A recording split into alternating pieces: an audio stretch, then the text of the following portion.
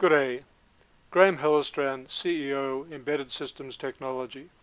Welcome to part 1 of a 4-part presentation and video series on model-based design of mobile cyber-physical systems, covering conceiving and engineering safe mobile systems and systems of systems. This area requires an ecosystem of partners, and we're pleased to have as partners the MathWorks, Synopsys, SimuQuest, Mechanical Simulation Corporation with CarSim, Invitech, and ACART as our partners. What will Part 1 cover? It's EST's Specification Simulation Engineering Workbench, the model-based design of mobile systems and systems of systems. So just a preview of the 4-video sequence, extending model-based design to mobile systems and systems of systems. Model-based design is a well-developed and well-entrenched technology for building essentially single controllers and the software for single controllers that are controlling a model of some plant. So let's look at some of these elements. So modeling and simulation of mobile systems, this technology exists and is proven, and there are custom results to demonstrate that. It does cover specification, architecture, design, verification and optimization of distributed control and plant in these cyber-physical systems.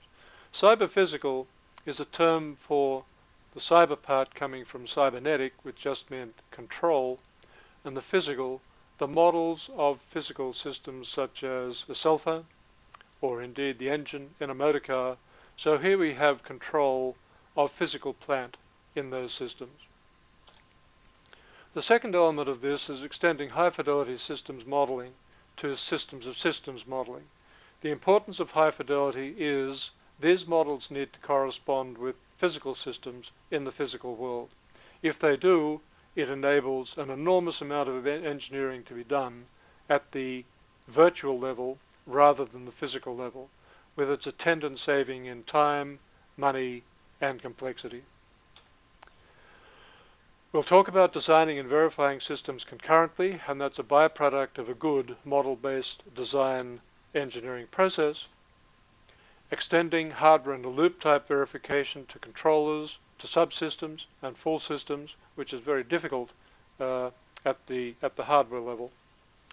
Safety is a driver in mobile systems and systems of systems, and we'll talk about that.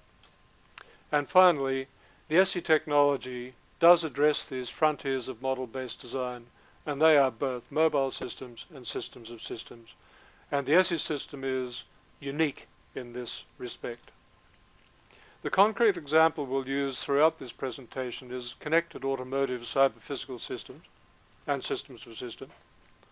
And to give you a feel for what that means, here is a cutout of a car which has plant, say the engine, and transmission, and suspension and braking, controllers which control that plant, let's say the engine model, connected via networks to other controllers, perhaps controller of transmission, controller of suspension, controller of braking, and the entire system is connected together into a distributed system having as many as 5 networks. So quite a complex system, and in those 5 networks probably as many as 30 controllers, controlling just the real-time aspects of a vehicle. Now, as well as internal to the vehicle, we want these vehicles to be able to operate sensibly in traffic, so there's external capabilities as well, such as radar, infrared, video, and the ability to communicate with other vehicles via mobile Wi-Fi, or the so-called dedicated short-range communication, or DSRC for short. So now we have vehicles connected into a system of systems that are now able to cooperate together because they're communicating. So that's really a motivator for what we're talking about. So let's look at this ecosystem required here.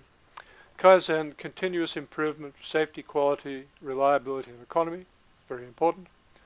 In modeling systems, we need interoperability, so differential equations, finite state machine models, C++ models, System C models, Simulink type models from MathWorks, and the many models from Synopsys, and of course the models from EST go to make up the modeling and simulation capabilities. On the network side, we need people who do have networks and network models, such as Coda Wireless. System C is used for modeling, so is C++. The MathWorks enables the modeling of networks. Synopsys has network models, and so does EST. Communication systems we regard as just networks of networks. So again, the people involved in this have been shown here. When we move to vehicle models, vehicle dynamics models from CarSim, SimuQuest engine models, ACART engine models, and catalytic converter models, other physical type models from MathWorks and EST, the ability to combine these together. Similar with traffic models, we need to be able to combine traffic control with vehicle models. EST does that. Since we have systems, we'd like to be able to think about optimization. So there are capabilities here. The MathWorks has capabilities. EST does have capabilities. And things such as advanced statistics in the R project package. Finally, engineering processes are very important. This is, in fact, EST's so-called UNV process. MathWorks allow such processes to be modeled. EST allows such processes to be modeled and simulated. So that provides pretty much the ecosystem with partners and interoperability and the variety of things that needed to be done in this area. And we've focused largely on automotive rather than other areas such as aircraft or naval systems, etc. So moving on, let's have a look at this ESSE Workbench. The mantra is any model, any simulator, any tool.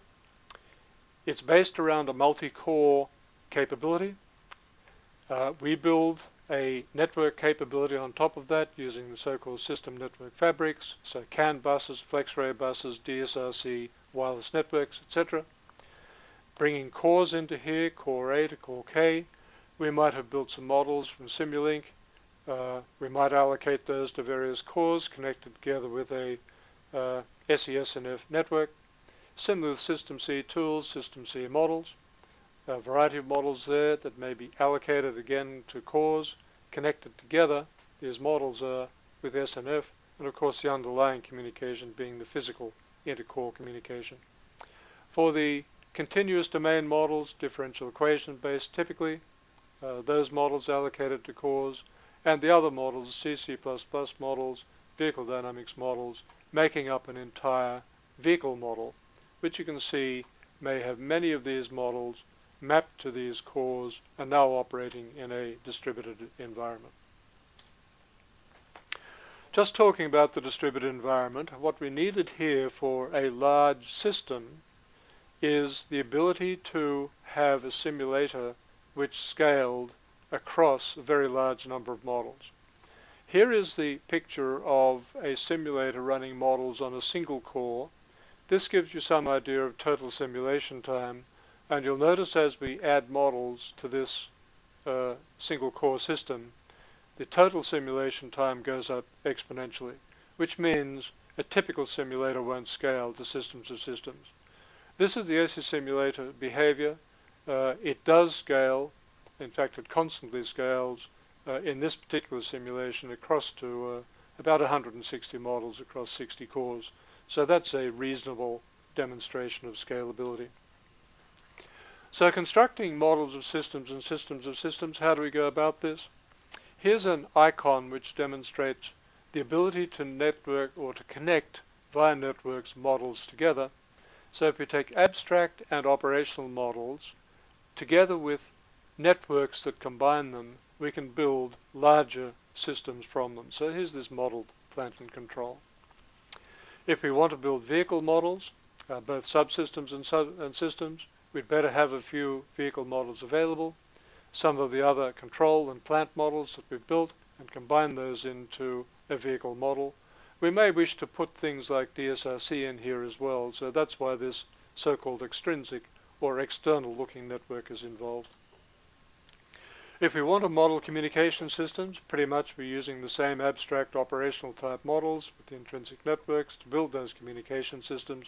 And of course these communication systems might want to have some external looking networks themselves, because that's what a communication system is all about.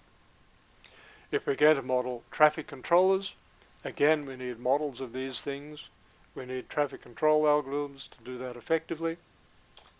If we want to combine multiple vehicles into communicating model vehicles, let's do that with our vehicle models, our communication system models, and allow that to happen. And if we want to build traffic systems, we'd better have our communication systems there, the model traffic controllers, so we can connect them together. Then finally, if we want modeled vehicles in traffic, we'd better be able to connect our multiple vehicles that are already able to communicate together into the traffic system. That will allow us to look at this continuous improvement of safety, quality, reliability in connected vehicles. Now, having this capability, it gives us an amazing possibility of optimizing here vehicles, and not only vehicles, but vehicles in traffic. So the entire traffic control system is subject to optimization as well. So that's a very exciting part of this. So we've looked here at a generic modeling capability together with distributed simulation capability that leads to a universal model-based design and optimization of systems and systems of these so-called cyber-physical elements.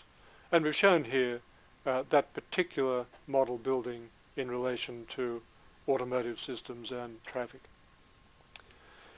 So let's give a little example of this. This is an example of the ESSE distributed simulation engine cooperating together with many other simulators to make a system.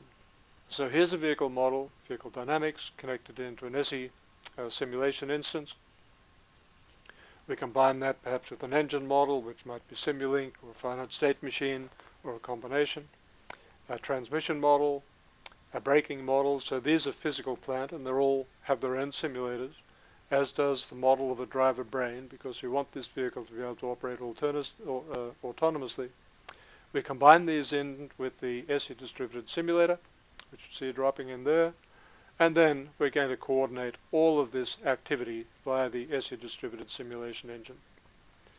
Now that's exciting, but let's connect this into an integrated traffic system.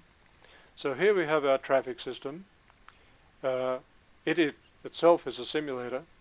We combine information from both sides, from the traffic side and from the vehicle side, provide an overall coordinating capability, again by connecting into the ESSE distributed simulation environment, and now we can control and synchronize all activities. Moving this up to traffic, you can see here a number of intersections being connected with their traffic lights connected, being connected by possibly wireless networks and possibly wired networks. So a typical traffic control system. If we now look at a large-scale version of this modeling and simulation, here are many vehicles of those instances that we saw before, hooking these into a traffic system. This happens to be the central part of Beijing, connecting the two systems together, providing a coordinating simulation capability, and now you can see this entire system operating together. So scaled up to a fairly large system of systems. So as a summary, we've looked at the ESSE Workbench, and this is part one. So I've gone from mobile systems to systems of systems. We've talked about a specific example of communicating automotive systems. We've looked at the ecosystem required to build these large-scale systems. We looked at the ESSE Workbench, any model, any simulator, any tool, high fidelity modeling, and high-performance scalable simulation, and the requirement for that, and then how to build these systems. So thank you for your attention in this part one, and we of course welcome you back and look forward to meeting you again in part two.